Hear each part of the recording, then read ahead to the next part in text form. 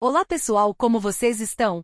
Hoje vocês vão conhecer o deus da morte de cada país e cidade. Esse é um especial de Halloween para entretê-los. Como em algumas culturas eles não serão só o deus ou deusa da morte. Pois bem, vamos lá. Primeiro lugar, Anubis. Anubis é uma figura importante na mitologia egípcia. Ele é frequentemente representado como um homem com a cabeça de um chacal ou lobo. Anubis desempenha o papel de deus dos mortos e da mumificação. Ele é responsável por guiar as almas dos falecidos pelo processo de julgamento após a morte, onde o coração do falecido era pesado em uma balança contra a pena da deusa Maat, representando a justiça. Se o coração fosse mais pesado que a pena, a alma do falecido seria devorada por Amit, uma criatura terrível.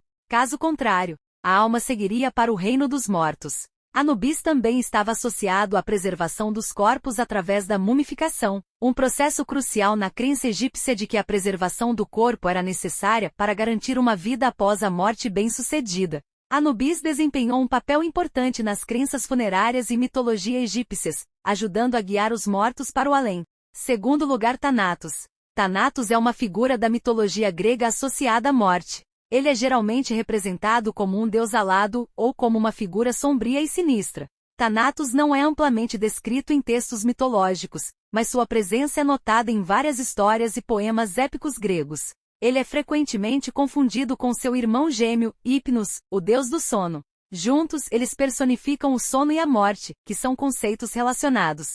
Thanatos desempenha um papel importante na Ilíada de Homero, onde é enviado por Zeus para recuperar o corpo de Heitor, o herói troiano morto. Thanatos também é mencionado em outras histórias, como a morte de Alcestis, esposa de Admeto, onde ele é representado como um deus impiedoso. A representação de Thanatos varia, mas geralmente ele é mostrado como um deus sombrio e inevitável que guia as almas dos mortos para o submundo governado por seu pai, Hades. Thanatos desempenha um papel essencial na cosmologia grega, onde a morte é vista como parte intrínseca da vida. Terceiro lugar, Shinigami.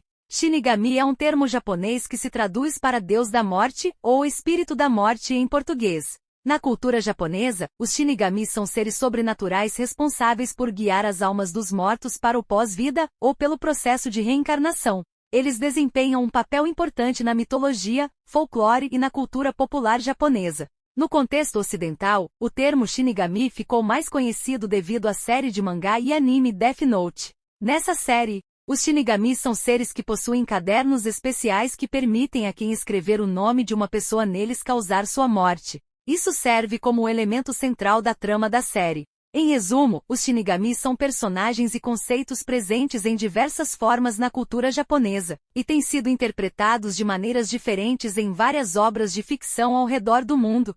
Quarto lugar, Hades.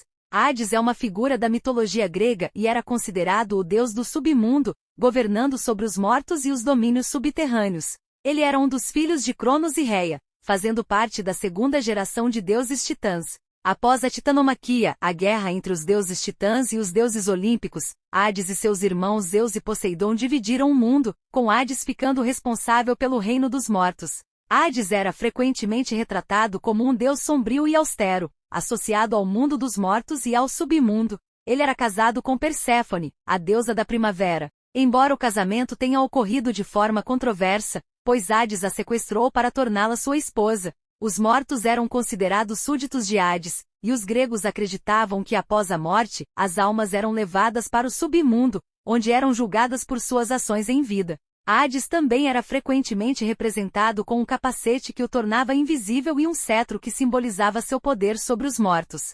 É importante notar que, ao contrário de outros deuses olímpicos, Hades não era considerado malévolo, mas sim o guardião do submundo e das regras que regiam a vida após a morte na mitologia grega. Quarto lugar, Yama. Yama é uma figura importante na mitologia hindu, sendo o deus da morte, do juízo e do submundo.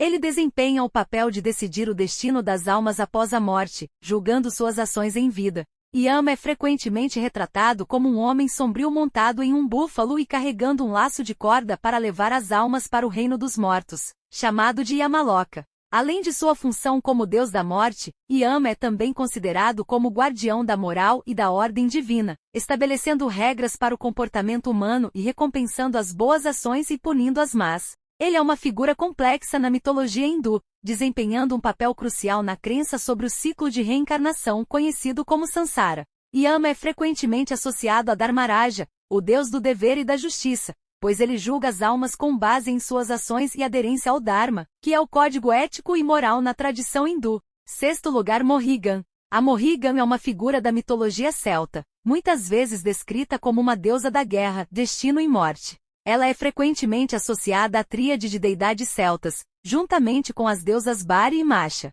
A Morrigan é vista como uma deusa guerreira, que podia assumir a forma de corvos e participar em batalhas, profetizar a morte de guerreiros e influenciar o destino dos combatentes. Ela desempenhava um papel importante na mitologia irlandesa, sendo tanto uma figura temida quanto respeitada. Sua presença muitas vezes indicava a iminência da guerra e da morte, tornando-a uma deusa complexa e ambígua na mitologia celta. Sétimo lugar, Freyja. Freyja é uma das deusas da mitologia nórdica. Ela é conhecida como a deusa do amor, da beleza, da fertilidade e da magia. Freyja é frequentemente associada à deusa da primavera e à irmã gêmea de Frey, o deus da fertilidade.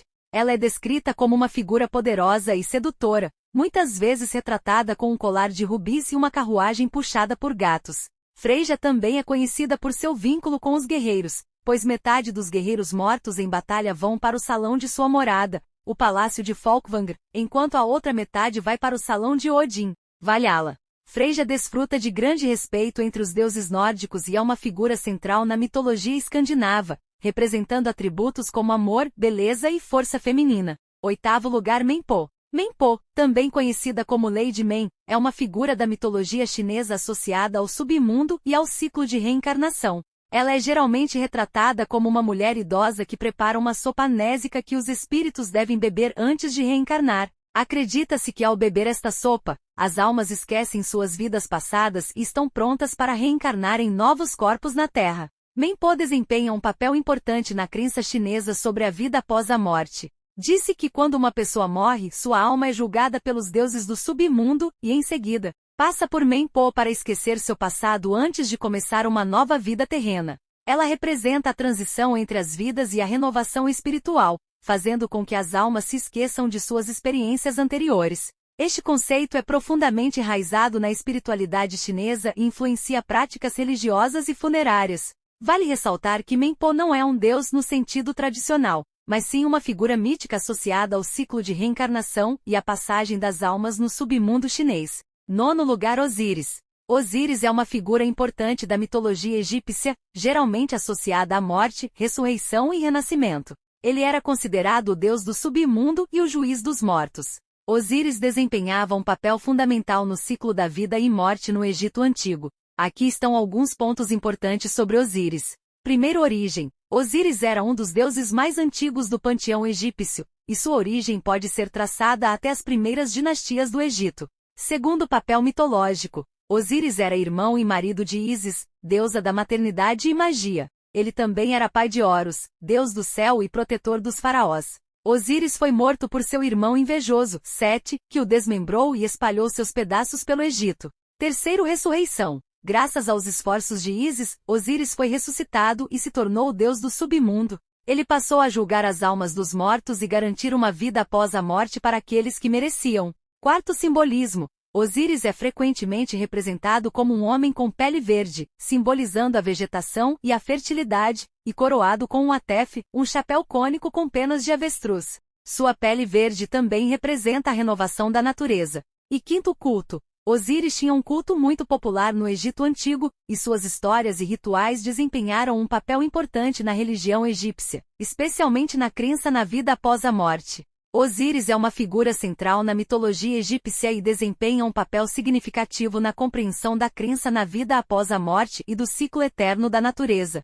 Décimo lugar, Ahriman. Ahriman é uma figura central na religião zoroastriana, uma das religiões mais antigas do mundo. Ele é considerado o espírito do mal ou da escuridão, em oposição a Ahura Mazda, o espírito da luz e do bem. Na cosmologia zoroastriana, Ahriman é responsável por criar a escuridão, a doença e o caos no mundo. Ele é frequentemente retratado como o antagonista de Ahura Mazda, lutando constantemente contra as forças do bem. A crença zoroastriana descreve uma batalha cósmica contínua entre Ahriman e Ahura Mazda, com o objetivo final de derrotar o mal e trazer a luz e a justiça ao mundo. Ahriman é frequentemente associado a conceitos como o pecado e a destruição, e os seguidores do zoroastrismo procuram resistir às suas influências negativas, escolhendo o caminho do bem e da virtude. Vale ressaltar que o zoroastrismo foi uma religião importante na antiga Pérsia, mas tem uma base de seguidores muito menor nos dias de hoje. No entanto, sua influência histórica é significativa, e as crenças em torno de Ahriman e Ahura Mazda desempenharam um papel fundamental na formação de conceitos religiosos subsequentes, como o dualismo do bem e do mal. 11º lugar, Izanami. Izanami é uma figura importante na mitologia japonesa. Ela é considerada a deusa da criação e da morte. Segundo a lenda, Izanami e Izanagi, seu irmão e esposo, foram encarregados de criar o mundo e os deuses. No entanto, após a morte de Izanami durante o parto de Kagutsuchi, o deus do fogo, Izanagi desceu ao submundo em uma tentativa de trazê-la de volta. Lá, ele a viu na forma de um cadáver e fugiu com medo. Isso levou à separação deles e à criação de deuses e seres malignos. Izanami desempenha um papel fundamental na mitologia japonesa, e sua história reflete a dualidade da vida e da morte. Ela é frequentemente associada à criação e ao mundo subterrâneo, e sua influência pode ser vista em várias lendas e tradições japonesas. 12º lugar, Azrael. Azrael é uma figura significativa em algumas tradições religiosas e mitologias. Geralmente, Azrael é conhecido como o anjo da morte, responsável por guiar as almas dos falecidos para o além. Embora não seja um deus no sentido tradicional, muitas culturas o veem como uma entidade celestial ou uma figura poderosa associada à transição da vida para a morte. Azrael é frequentemente mencionado no Islã, onde é chamado de Azrail, ou Ezail, desempenhando um papel fundamental na remoção das almas das pessoas falecidas. Também pode ser encontrado em algumas referências do judaísmo e do cristianismo, embora em menor grau. É importante ressaltar que a percepção de Azrael varia de acordo com a cultura e a religião, mas, em geral, ele é associado à compaixão e à assistência no processo de passagem para o além-vida. 13º lugar, Caronte. Caronte é uma figura da mitologia grega que desempenha o papel de barqueiro no submundo. Ele é frequentemente representado como um homem idoso, sinistro e mal-humorado, que opera uma barca que transporta as almas dos mortos do mundo dos vivos para o reino dos mortos, conhecido como Hades. Caronte exige um pagamento, geralmente uma moeda de óbolo, das almas que desejam cruzar o rio Estige, que é a fronteira entre o mundo dos vivos e o mundo dos mortos. Se uma alma não puder pagar a taxa, ela fica condenada a vagar pelas margens do rio como um espírito sem descanso. O papel de Caronte na mitologia grega é fundamental na representação da passagem da vida para a morte e na jornada das almas no submundo. Ele é uma figura sombria, muitas vezes lembrada como um guardião do limiar entre os dois reinos. 14º lugar, Ela. Ela é uma figura da mitologia nórdica, não exatamente um deus, mas sim uma deusa. Ela é filha de Loki, o deus da trapaça, e da gigante Andrboa. Ela é frequentemente associada ao mundo dos mortos na mitologia nórdica, sendo responsável por governar El, o reino dos mortos. Ela é descrita como uma figura sombria e assustadora, com metade de seu corpo sendo belo e saudável, enquanto a outra metade é cadavérica e deteriorada. Seu papel é receber as almas dos mortos que não morreram em batalha heroica e não foram para o Valhalla.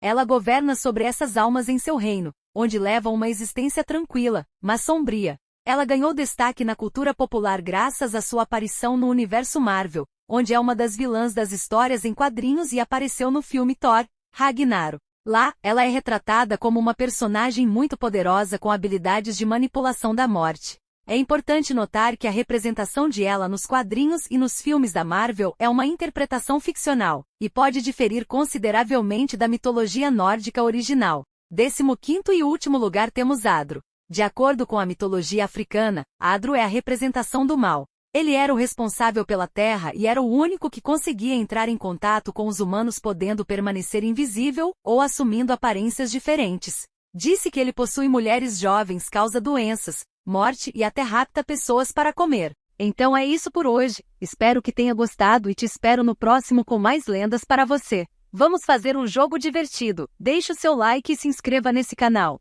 Ative o sininho e deixe aquele comentário de tirar o fôlego sobre algo que você queira ver ou aprender sobre, que logo estarei postando. Que tal? Ah, e não se esqueça de visitar as minhas redes sociais.